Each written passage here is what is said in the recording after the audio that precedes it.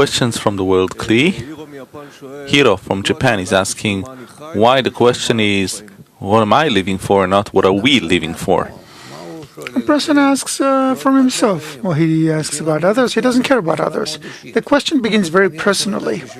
I want to know what I'm living for. It's very egoistic. Actually, the ego itself asks it. An egoistic person asks it. A person whose ego develops, begins to ask from the smaller questions. How to satisfy myself with food, sex, family, money, honor, power, knowledge. He wants to satisfy itself, to fill itself up with all of these things, and then emerges, rises above it. He's not happy with it. He sees in all these satisfactions, he sees the end of them. And then what? And then when he sees the end,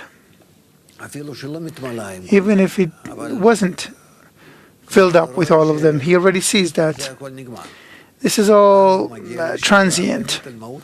So then he gets to the question about the meaning of life.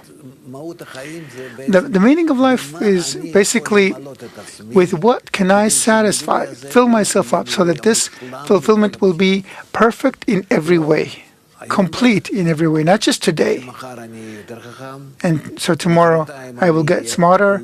The day after tomorrow I won't be only smart, but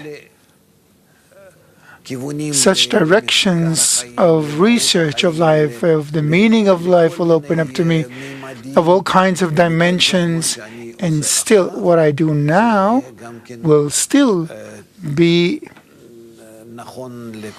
correct for the future development. Because otherwise I'm like a kid. He wants a toy, and that's his entire life, and then something else, and then something else, and so on. He runs from one thing to the next. I don't want this. I want to know now the meaning of life, meaning why it's worthwhile for me and for the future to invest myself. So the meaning of life cannot be within our ego, within our lives. It has to be above it.